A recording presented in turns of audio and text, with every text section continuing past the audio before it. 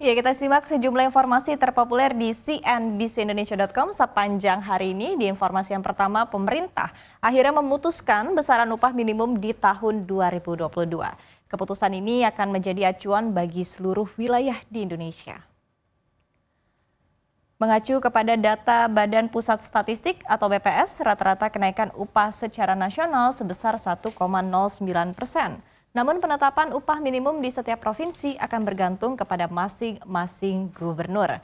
Berdasarkan simulasi yang dilakukan oleh CNBC Indonesia, DKI Jakarta akan tetap menjadi provinsi dengan UMP tertinggi secara nasional. Per tahun 2021, Gubernur DKI Jakarta, Anies Baswedan menetapkan UMP sebesar Rp4.416.000 per bulannya. Dengan kenaikan rata-rata 1,09%, maka terjadi kenaikan nominal sebesar Rp48.000 per bulan. Sementara itu UMP terendah ada di Yogyakarta dengan nominal Rp1.784.000 per bulan. Dengan menaikkan ini maka akan ada tambahan Rp19.000 setiap bulannya untuk UMP Yogyakarta. Di satu sisi besaran kenaikan secara nasional jauh dari tuntutan para buruh yang meminta kenaikan UMP berkisar 7 hingga 10% di tahun depan. Namun Menteri Ketenagakerjaan Indonesia, Ida Fauzia menyebutkan kondisi upah minimum yang terlalu tinggi membuat sebagian besar pengusaha kesulitan dan akan berdampak negatif di lapangan.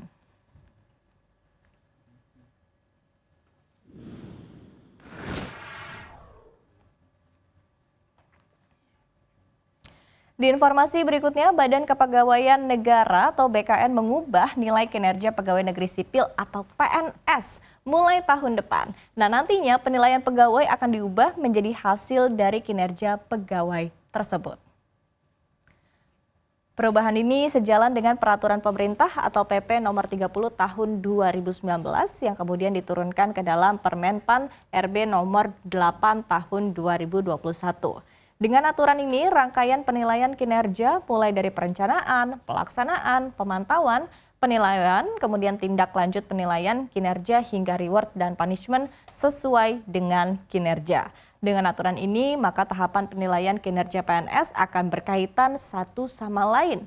Selain perusahaan penilaian kinerja, BKN juga tengah menyiapkan aplikasi yang akan mengintegrasikan penilaian kinerja para PNS dengan nama Sistem Informasi Kepegawaian Nasional.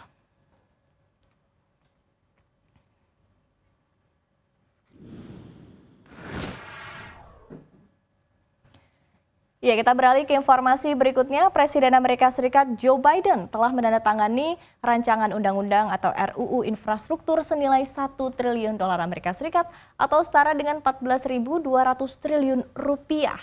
Nah, dengan kondisi Amerika Serikat yang semakin banjir uang ini, kira-kira akan menjadi berkah atau masalah ya untuk Indonesia?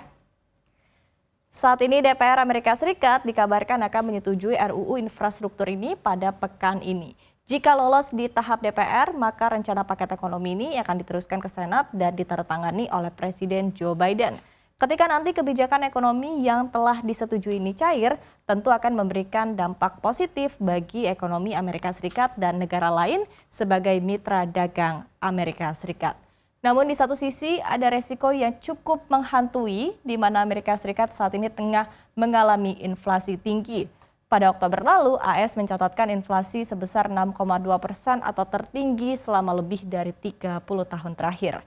Di tengah kondisi inflasi dan kucuran dana deras dari paket ekonomi infrastruktur, maka dikhawatirkan Bank Sentral Amerika Serikat, The Fed, akan kembali meninjau kebijakan moneternya. Dan bahkan tidak menutup kemungkinan The Fed akan kembali agresif dan menaikkan suku bunga acuan. Nah, kenaikan suku bunga yang agresif tentunya bisa menimbulkan gejolak di pasar finansial global termasuk di Indonesia.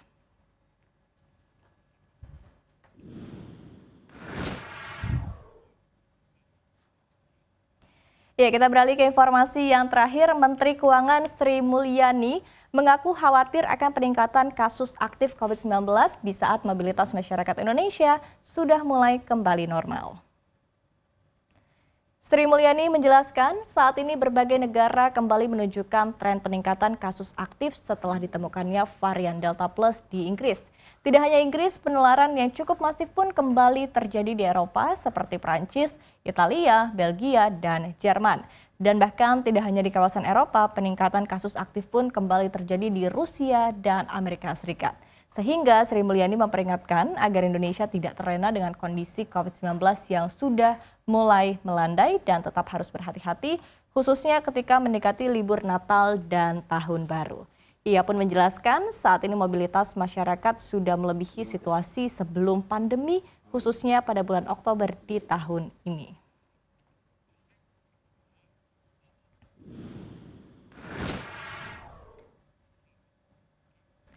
Ya, demikian sejumlah informasi terpopuler di cnbcindonesia.com dan